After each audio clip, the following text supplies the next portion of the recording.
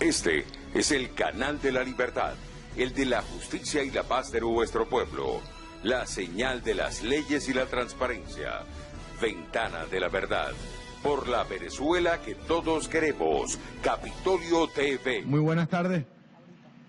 Mientras que estamos hablando en este momento, en Santa Elena de Guairén están recrudeciendo la persecución y el asesinato, presencia de francotiradores, de grupos paramilitares. Mientras que estamos hablando acá, en Ureña, siguen con armas largas y con grupos parapoliciales amedrentando a la población y persiguiendo a la ciudadanía. Y esto lo decimos porque es importante darle el sentido correcto de gravedad a lo que ha pasado en nuestro país en las últimas horas. Hay un contraste muy nítido y muy claro. Hay un contraste que todos debemos tener entre quienes estamos buscando una solución pacífica, profundamente venezolana, profundamente civil, y quienes quieren llevar a este país por el despeñadero de la confrontación y de la violencia.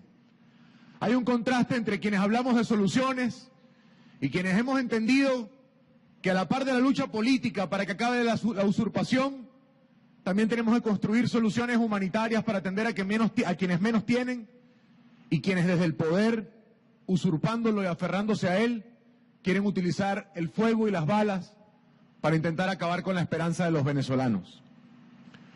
Maduro masacra al pueblo indígena. Maduro está masacrando a la población Pemón. Maduro está... Los disparos y las balas han sido a poblaciones campesinas, a poblaciones fronterizas, a ciudadanos desplazados por el pranato minero o aquellos venezolanos que producto de la crisis se han acercado a la frontera para buscar una oportunidad de vida distinta. ¿Cómo se hacen llamar redentores de los desposeídos si ante el clamor de medicinas y de comida la respuesta es la bala y el paramilitarismo? Maduro quemó un camión de ayuda humanitaria e intentó incendiar el segundo.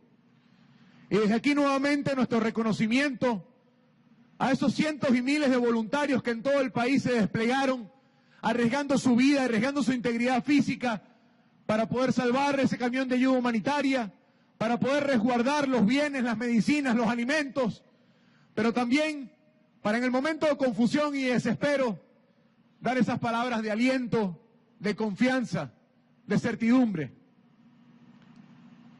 Maduro tenía un plan el día de ayer. Y es importante que veamos el día tal como ocurrió. Desde que partieron las caravanas, Maduro dio una instrucción a la Fuerza Armada de que bloqueara las carreteras, de que impidiera que los diputados y la población pudiera llegar a la frontera, y todos fuimos testigos de cómo esa orden no pudo ser ejecutada. Y no pudo ser ejecutada porque hay una profunda desconexión entre esa cúpula militar que da órdenes y la tropa que debe ejecutarlas. Quienes ayer cruzaron la frontera y se pusieron del lado de la Constitución, quienes desde el día viernes se opusieron a la confrontación y la represión, son esa tropa, ese soldado, ese funcionario que sabe perfectamente lo que está ocurriendo. Es ese oficial que sabe que su familia y la nuestra está pasando por el mismo proceso. Ese diseño de la obstaculización fue derrotado por la voluntad de los venezolanos y los diputados y pudimos llegar a los puntos fronterizos. Ese plan de Maduro tenía una siguiente faceta: con la Fuerza Armada bloquear todos los accesos y todos los mecanismos para que la ayuda humanitaria ingresara al país. Y al ver desde tempranas horas cómo la Guardia Nacional, 3 miembros de esa Fuerza Armada, utilizaron una tanqueta para romper barricadas y ponerse del lado del presidente Juan Guaidó, al ver que en el puente de Ureña un oficial de esa guardia cruzaba entre lágrimas, diciendo y narrando cómo sus compañeros tienen miedo por la integridad de sus familiares y de ellos mismos, y que por eso él tomaba esa decisión para darle el ejemplo al resto, entonces decidieron ir cambiando el plan. Intentaron usar a la Policía Nacional, a las femeninas de la Policía Nacional, las cuales al escuchar el mensaje y el discurso de nuestro voluntariado, el mensaje de nuestras mujeres y de nuestras madres, clamando por la medicina y el alimento que sus hijos necesitan, entre lágrimas se quitaron y dieron paso a que la gente pudiera acercarse hacia la zona de la frontera. Y al ver el fracaso de ese plan, activaron la barbarie. Decidieron aferrarse al reducto más pequeño y al síntoma de desespero más grande que le queda a quienes hoy usurpan el poder. Un grupo extremista que escoge la deshonra del uniforme, que sabemos que es minoritario dentro de la Fuerza Armada, y un grupo de paramilitares y de irregulares uniformados y no uniformados, que con armas largas y con pistolas amedrentaron hasta pasada la medianoche todos los poblados fronterizos. Es importante que tengamos esa película muy clara, porque el poder, aquellos que lo usurpan, mientras que masacraban indígenas, bailaban salsa en una tarima. Mientras que masacraban campesinos, mientras que disparaban contra población vulnerable, bailaban y cantaban en una tarima.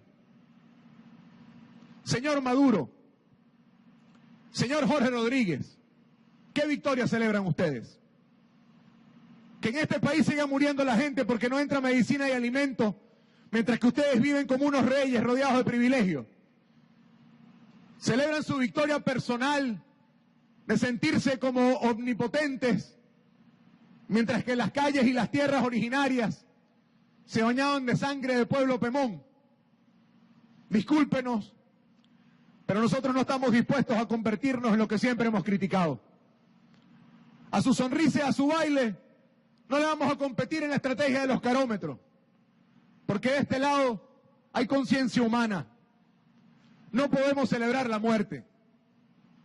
En ningún proceso político la muerte puede ser visto como un daño colateral o como un diseño estratégico para producir inflexión. Quien asesina, quien masacra, lo que está generando el apuro sobre el desenlace de este proceso político. Las mentiras, lo que han venido planteando en estos días. Uno dice que nunca entró ningún camión a Venezuela. Otro dice que ya hay gente intoxicada porque consumió enseres producto de la ayuda humanitaria. Otra dice que las cosas que entraron se están revendiendo. Y hay una señora a la cual le agradecemos que en su radicalismo hoy nos haya permitido demostrar con mucha claridad al mundo cuál es la realidad. El camión quemado estaba ya en territorio venezolano.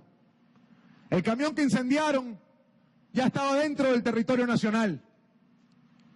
Y es importante que recuerden a los paramilitares y a los funcionarios de la Policía Nacional que se prestaron para ese hecho. Eso es un crimen de lesa humanidad. Y los crímenes de lesa humanidad no prescriben. Es importante que sepan a quienes han desplegado fuerzas irregulares, a los francotiradores que están en Santa Elena de Guairén, que asesinar poblaciones indígenas, que matar a civiles desarmados en el marco de una operación humanitaria es un crimen de lesa humanidad. Que asediar un hospital, como lo ha narrado el doctor Castro, un hospital al que nuestros voluntarios hoy, a esta hora, están intentando hacerle llegar insumos y atención. Un hospital que requiere apoyo médico y que requiere apoyo de implementos para poder atender a los heridos. No se ha podido acceder porque tienen sitiada la zona. Atacar una instalación hospitalaria es un crimen de lesa humanidad. Y así como hay garantías, así como hay una mano tendida para todo aquel funcionario militar, para todos los oficiales y los soldados de esta república que decían ponerse del lado de la Constitución, también un mensaje muy claro a los que creen que el poder les va a durar para siempre. Los delitos de lesa humanidad no prescriben. Y aquí hay una convicción férrea de hacer justicia ante las masacres y ante los abusos. Por último, para poder abrir el derecho de palabra y que podamos tener todas las preguntas, a la comunidad internacional, el mensaje del segundo vicepresidente de la Asamblea Nacional, Stalin González, ha sido muy claro. Y amplío un poco los receptores. Organismos multilaterales, agencias de cooperación, relatorías de derechos humanos, secretario general de la ONU, relatora especial, todos aquellos que tienen opinión sobre este proceso. No se puede ser imparcial ante la barbarie. No se puede ser neutral ante la masacre, ante la persecución. A los movimientos de izquierda del mundo, a esos que estaban preocupados el jueves y el viernes y mandaban comunicados por todos lados que estaban preocupados por la invasión militar norteamericana, civiles venezolanos en vehículos venezolanos fueron masacrados por grupos irregulares y paramilitares de quienes usurpan el poder. Quemaron ayuda humanitaria, atacaron instalaciones hospitalarias. No hay excusa para no marcar postura. No hay excusa en los organismos, no hay excusa ideológica, porque la discusión que hoy está planteada en Venezuela es entre la vida y la muerte. A quienes nos preguntaban desde ayer, ¿esto implica que se acabó el esfuerzo para la ayuda humanitaria? La emergencia humanitaria compleja en nuestro país persiste. Al contrario, a partir de ayer se ha profundizado.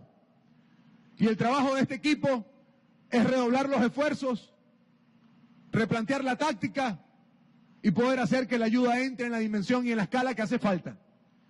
Pero tengamos todos algo muy claro.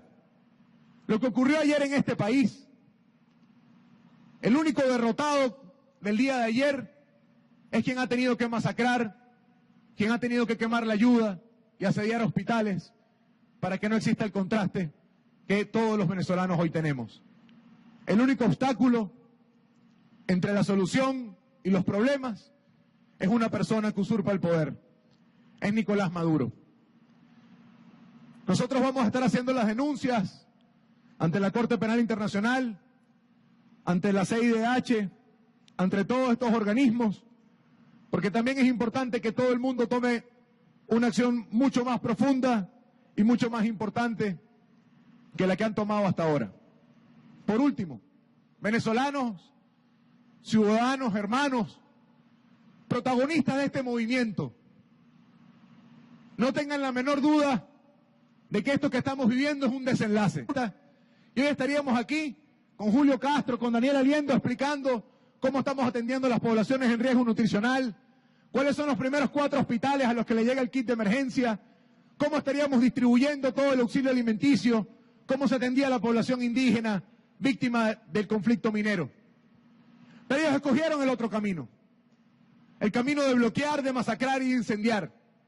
Y ese camino, con ciudadanos, hermanos y hermanas, parte de este movimiento, no tengan la menor duda que solo nos lleva a un punto, a un desenlace de esta historia. La usurpación debe cesar. Y a la Fuerza Armada, al entorno político y al entorno económico de Nicolás Maduro le decimos, la usurpación va a cesar. Iremos a construir un gobierno de transición. Y pasa por sus decisiones y por sus acciones cómo van a ser parte de esa transición, de las elecciones verdaderamente libres y del país que van a hacer a partir de este proceso. A los beneficiarios de la ayuda humanitaria, nosotros asumimos un compromiso. Aquí nadie se rinde y nadie retrocede. Ante la violencia, convicción y organización, que tenemos que seguir salvando vidas. Demos paso ahora a las preguntas.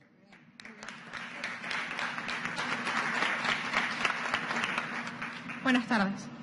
Primero, tengo 3 preguntas. 2 de ellas son reacciones a lo que dijo hace minutos Jorge Rodríguez. La primera, que el incendio lo había causado una bomba molotov que uno de los manifestantes opositores había lanzado. La segunda, él señalaba que Guaidó es un falso positivo en sí mismo, esto es una cita textual, y criticaba que un mes de haberse juramentado como presidente encargado no había llamado a elecciones, señaló que si ese rol fuera efectivo. Y la tercera, pareciera que hay como una especie de desesperanza entre los habitantes de Venezuela y están esperando ver cuáles son las próximas acciones.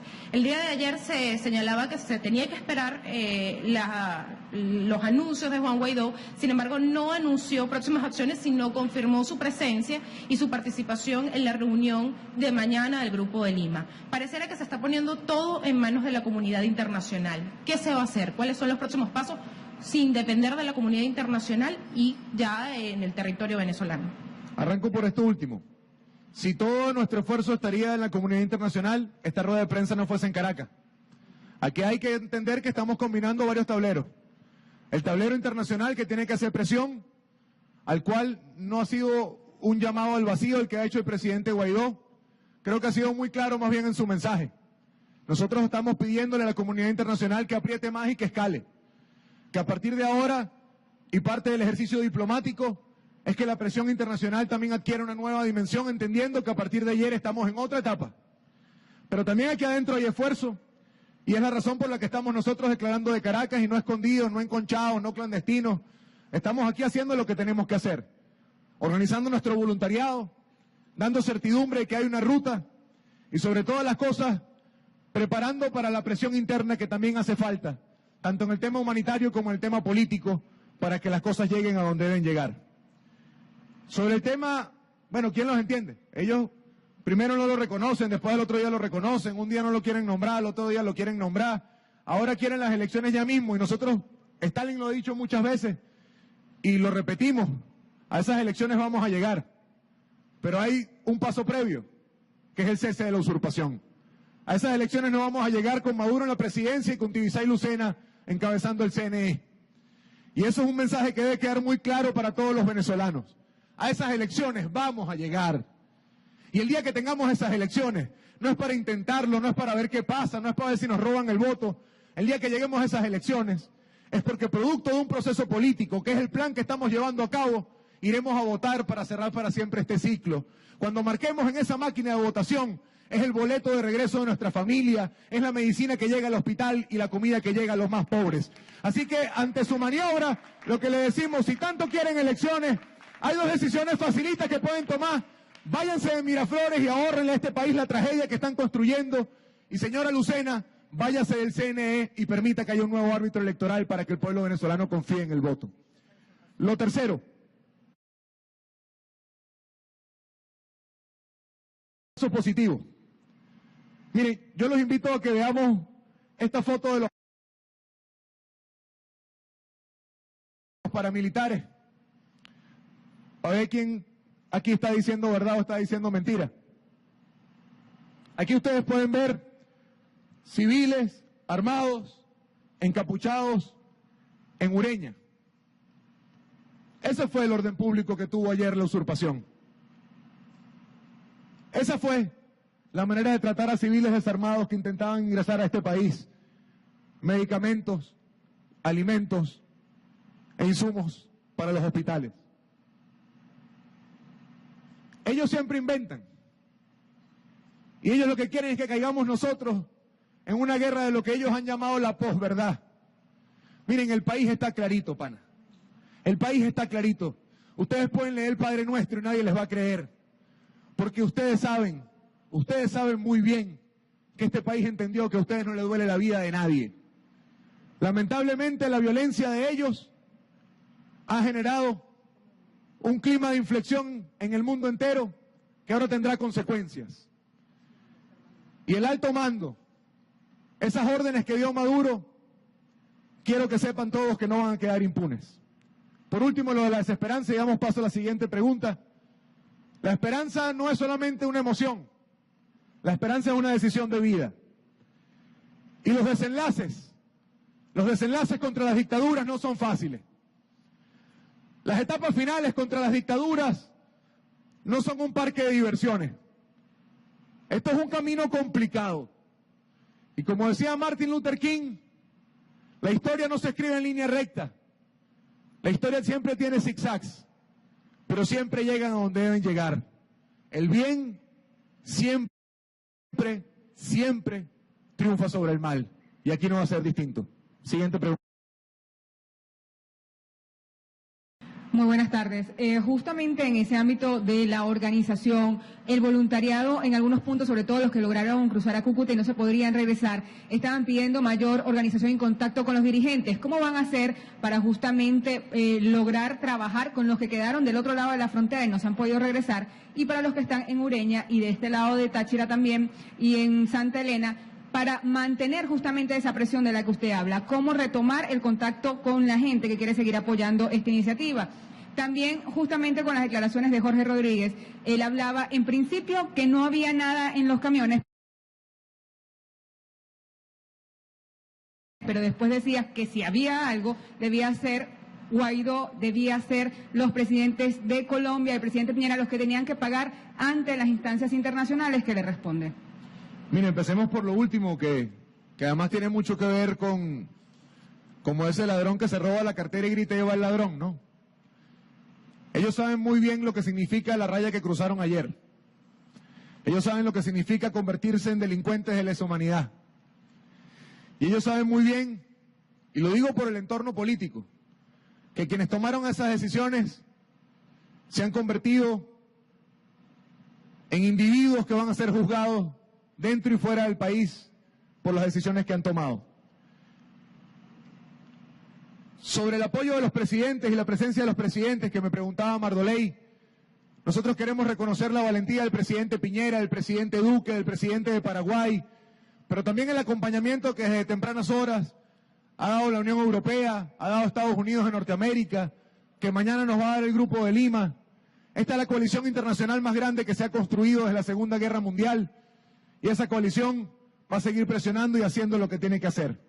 Sobre el tema del voluntariado, nosotros tuvimos diputados dentro y fuera del país, en todos los puntos distribuidos, diputados que tuvieron que dormir anoche en talleres mecánicos, diputados que tuvieron que dormir ayer entre el monte y los matorrales que conducen al pueblo de Santa Elena desde los poblados indígenas, diputadas como Delsa Solórzano, que todos vimos cómo salió desmayada, producto del uso indiscriminado de gases lacrimógenos, diputados como Carlos Paparoni, que fue emboscado por grupos irregulares en su proceso de tránsito cerca de la frontera, nuestro exilio, nuestra diáspora, diputados como Olivares y como Gaviarellano, que fueron los primeros en intentar organizar la cadeneta humana para que eso funcionara bien, que veían con nostalgia tener la rayita del país ahí cerca, sin poder cruzarla, y que a ellos nuestro reconocimiento como guerreros, como valientes. A nuestro voluntariado, Roberto Patiño, nuestro coordinador, estaba presencialmente en Ureña. Mucho de nuestro equipo operativo estaba distribuido en todos los puntos de la frontera. Ahora, sin duda alguna, yo lo digo para que también seamos realistas, ¿no? Porque es que a veces uno lee en Twitter, es que te están cayendo a plomo 70 tipos, hay fales, hay no, de todo, hay francotiradores, hay ametralladoras, hay capuchas. Entonces hay quien escribe, bueno, ¿y dónde está el orden alrededor de eso? Es que aquí nosotros somos un movimiento civil. Nosotros no vamos a responder a táctica militar con tácticas militares.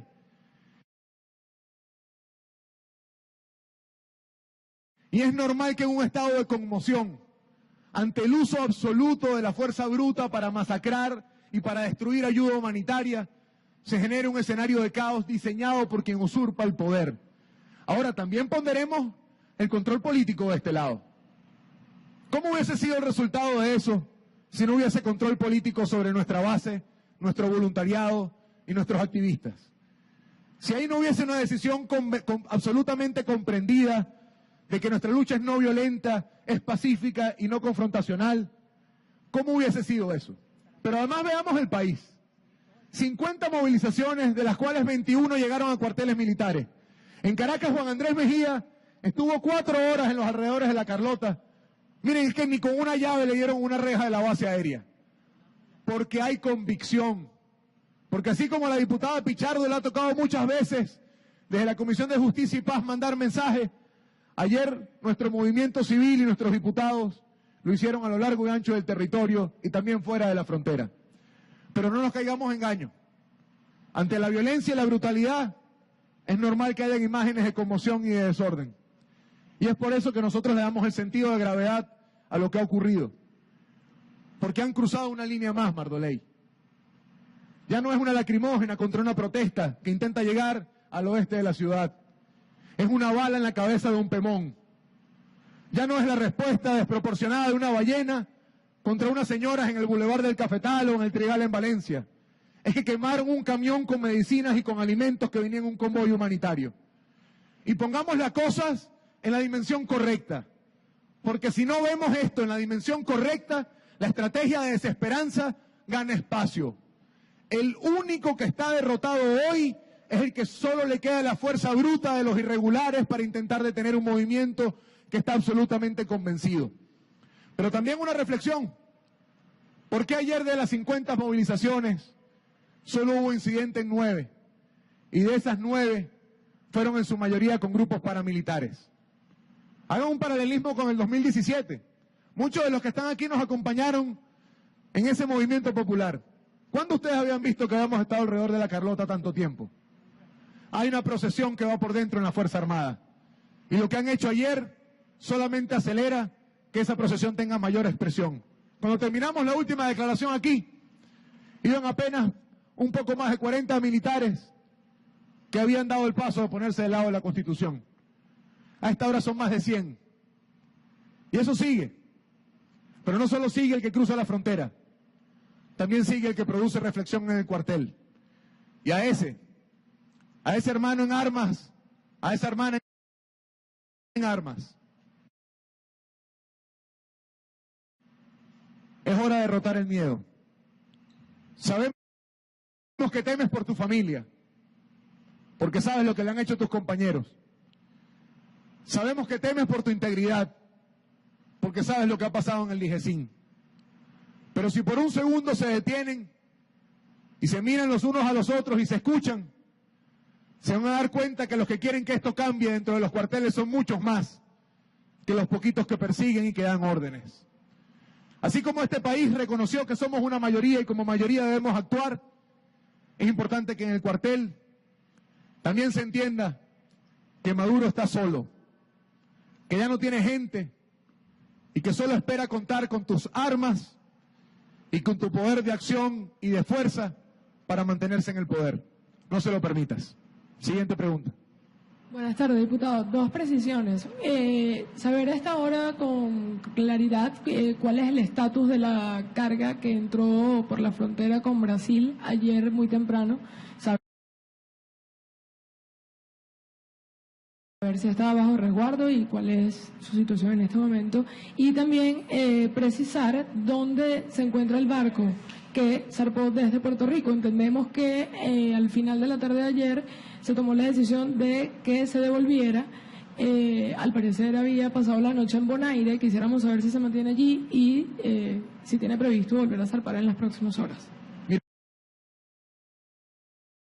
Mira, las cargas, nosotros lo dijimos y lo explicamos en privado y en público los días antes. Para nosotros el tema humanitario es un tema muy serio. Y por eso hemos decidido resguardar la carga que había cruzado también por el sur del país. Preferimos no revelar el punto exacto para que no vaya a sufrir el mismo destino del otro camión que cruzó por Ureña. Las cargas nosotros, las que estaban en la frontera, han sido guardadas nuevamente en el centro de acopio. Una parte de las cargas también entró por otros caminos y en la semana iremos mostrando parte de ese resultado, de dónde irán llegando y quiénes serán los beneficiarios. Parte de lo que hemos nosotros diseñado es que podamos seguir avanzando aunque tengamos obstáculos. Y nosotros sabíamos que nos enfrentábamos a este potencial escenario. Y lamentamos que hayamos llegado a este punto. Lo lamentamos de verdad. Lamentamos que quienes están en el poder decidan masacrar para evitar demostrar que ellos son el problema y nosotros la solución. Lamentamos que hayan decidido poner una bala en la cabeza de un pemón en lugar de permitir que el mundo entero viera una población indígena dueña de alimentos y de medicinas sin control político, sin chantaje y sin control social. Pero el país que nosotros queremos es el país donde el campesino acompaña un movimiento como este, sabiendo que lo va a ayudar, sin miedo a que lo maten, sin miedo a que le disparen. Sobre el barco, es importante que todo el mundo sepa, el barco sufrió amenazas de guerra, sufrió amenazas bélicas. Cuando fue interceptado, se le dio un lapso de tiempo y si no se le amenazaba con abrir fuego contra el barco. Eso ya había ocurrido luego de que el tema de la frontera hubiese adquirido un nivel importante, y nosotros dentro del protocolo, dentro del diseño que habíamos hecho de los escenarios planteados, si llegábamos a un punto de ese nivel de violencia íbamos a resguardar también las cargas del barco. El barco hoy en día está en Curazao, el barco va a estar en resguardo también hasta que tengamos la posibilidad de mover las cargas en gran escala. Nosotros no queríamos arriesgar a la tripulación, así como no queremos arriesgar y no queríamos arriesgar el día de ayer a los voluntarios. Ustedes vieron al diputado Olivares, a la diputada Arellano, casi que en gritos de desespero, pedirle a la gente que no se expusiera tanto. Pero también es importante que entendamos la impotencia, la molestia que da para el que vive en la frontera, para el que ha visto el desplazamiento producto de la crisis económica, saber que ahí, como la distancia que tenemos entre esta mesa y esas cámaras, había alimento y había medicina, y que se la prendieran en candela enfrente de ellos. Ahora, un mensaje importante a la ciudadanía: hay que tener la cabeza fría, porque la única pelea que ellos hoy quieren ganarnos es en nuestra cabeza y en nuestro corazón. Este país decidió cambiar. Ellos tienen este país de una forma que no van a poder recuperar porque estamos en un punto de no retorno. Pero si dejamos que se nos metan en los corazones y que nos nublen el pensamiento, ellos van a dar una percepción de recuperar un espacio que no van a poder recuperar. Lo último, sobre el resto de las cargas, nosotros iremos desde la Asamblea y la Comisión en el desarrollo de la semana contando cómo irán siendo los movimientos, pero el esfuerzo de la ayuda humanitaria no cesa, porque la emergencia humanitaria compleja no se ha acabado. Siguiente pregunta. Sí, buenas tardes. Quisiera una precisión en cuanto al número de fallecidos y cuál es la fuente de la misma. Y luego preguntar sobre la magnitud de la ayuda que está en esos galpones, que ustedes no quieren precisar dónde está, o sea, y realmente cuánta fue la ayuda recibida que está almacenada allí. Y dado la convicción del gobierno o la posición del gobierno de que no está dispuesto a que ingrese, si se plantean entonces algún tipo de conversación con el gobierno para que haya alguna medida que permita el ingreso, o piensan seguir haciéndolo retando esa posición del gobierno. Mira, parafraseo, Stalin lo ha dicho muchas veces y disculpen que lo vuelva a citar por segunda vez hoy, pero Stalin hace un tiempo atrás en una reunión a embajadores y a una gente que venía por acá de la Unión Europea, del grupo de contacto, le preguntaron, bueno, ¿ustedes qué están dispuestos a hablar? Y respondió con mucha franqueza: cese de la usurpación, gobierno de transición y elecciones libres. ¿Cómo vamos a poner nosotros en una mesa de negociación la vida de la gente? ¿Qué tipo de irracionalidad política tienen quienes hoy están en el poder, que pretenden que la entrada de medicamentos y alimentos tenga que pasar por una negociación y un acuerdo político? Al final, este esfuerzo es un esfuerzo humanitario que nosotros tenemos que lograr que se materialice. Pero tenemos que tener el foco muy claro en que lo que ha pasado el día de ayer demuestra que la solución que este país necesita es que Maduro no esté en el poder. Mientras que Maduro siga ahí, sí, podremos pasar una parte y podremos atender a los 200, 300.000 que hoy lo necesitan, pero seguirán millones todos los días sufriendo. Seguirán los hospitales todos los días en el piso. Seguirán doctores como Julio Castro, teniendo que en un país con la bonanza petrolera y con la mayor reserva del mundo, trabajando como si estuviésemos en la peor guerra del mundo o en otra época.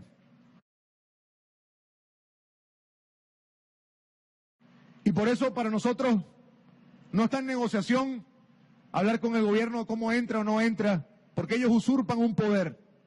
Y ese poder usurpado no puede ser reconocido. Ese poder usurpado no puede ser nunca por nosotros planteado como una igualdad de dos fuerzas que deben entenderse a ver cómo reglamentamos esto.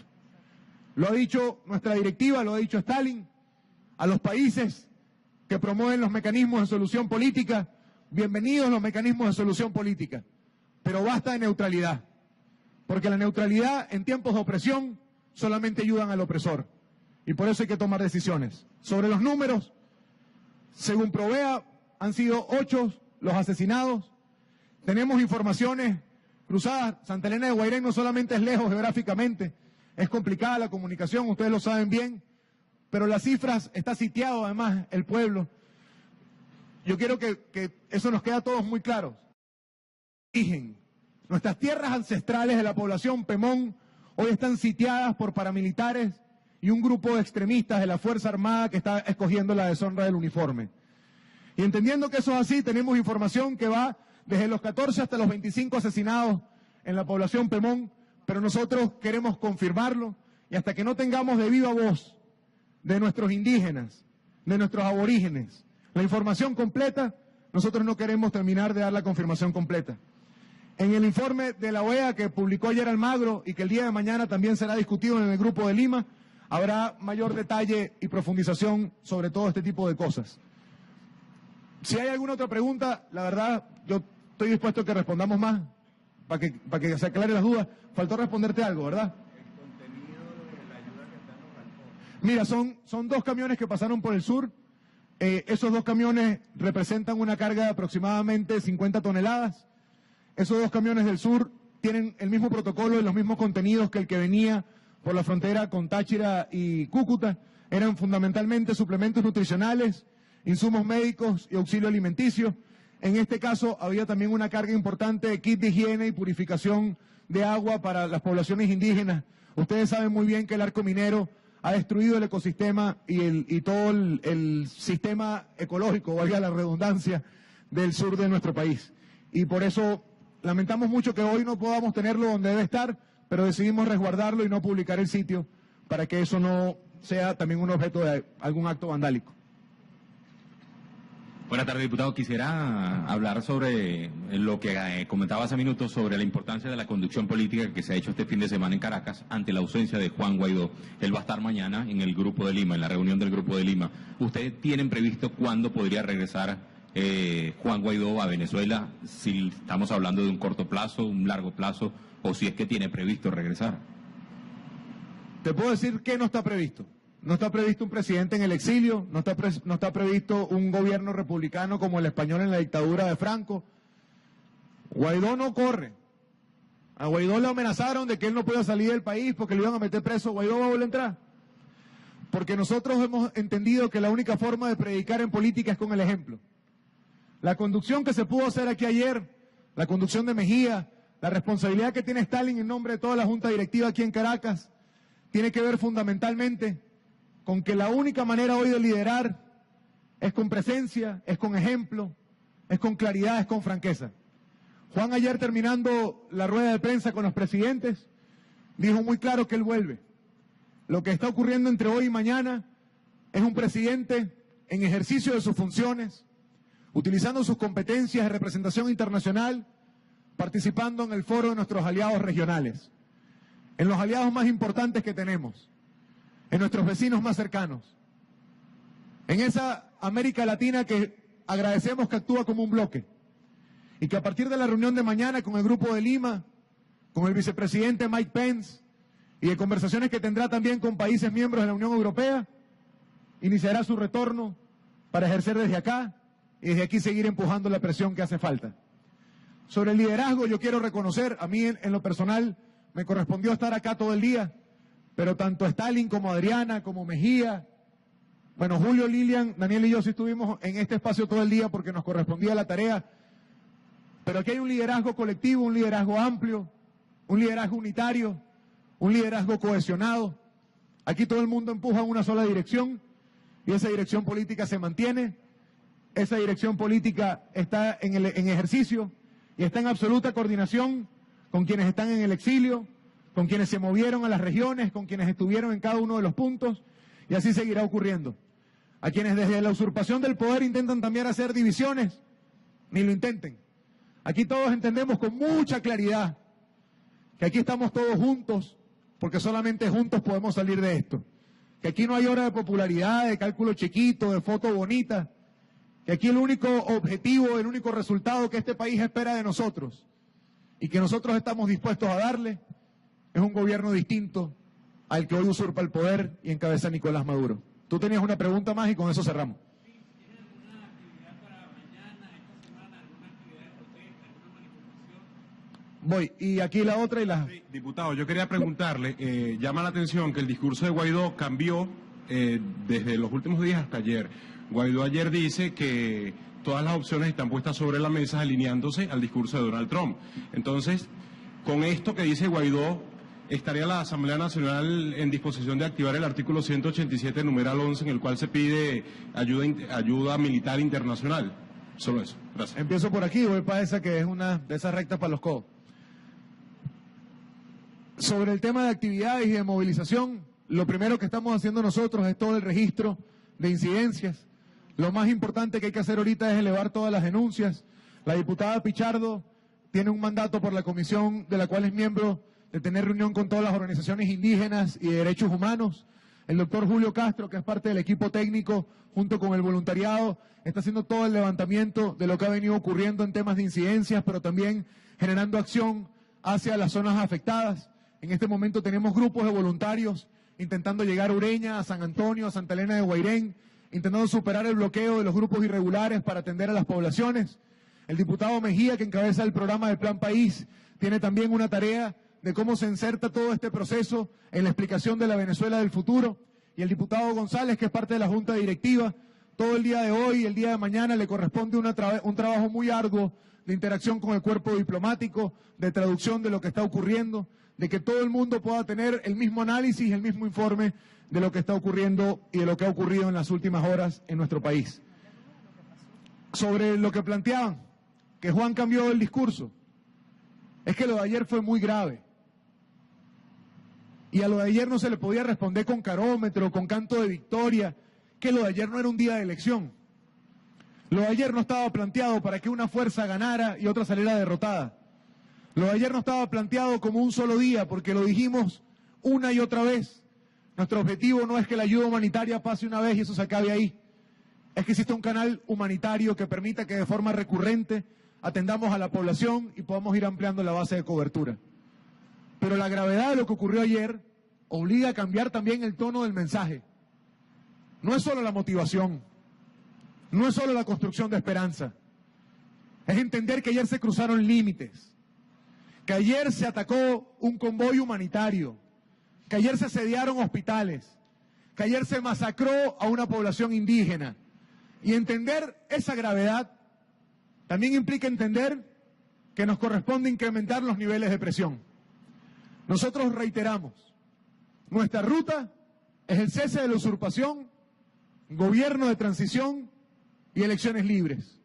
Nuestra ruta está abierta a la solución política que permita una transición ordenada en nuestro país, de forma pacífica, de manera constitucional, que nos lleve a unas elecciones donde los venezolanos con nuestro voto decidamos el futuro.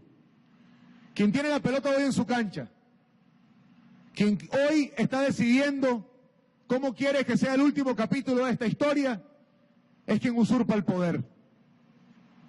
Y a ellos va este mensaje. En este país no va a haber una guerra civil, porque para eso hacen falta 2 ejércitos. Y aquí hay una mayoría pacífica dispuesta a cambiar. En este país, nosotros queremos una transición ordenada, pero eso depende de la decisión de la cúpula que hoy usurpa el poder. No intenten llevarnos a la inmolación. No vale la pena, por Nicolás Maduro y por su cúpula, que intenten llevar a todo un país a la inmolación. Nuestra ruta es muy clara.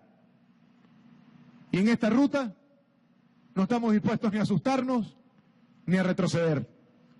Cada decisión que tomemos será consultada, será consensuada, será articulada entre toda la política interna, entre todo nuestro movimiento en el exilio y entre toda la comunidad internacional. No tengamos la menor duda. Estamos viviendo tiempos de desenlace. Estamos viviendo una etapa final. Y no será fácil. No será sencillo. Pero esta historia va a terminar como nosotros queremos. Con un nuevo presidente en Miraflores y con un gobierno ordenado que consiga soluciones. Vamos muy bien, Venezuela.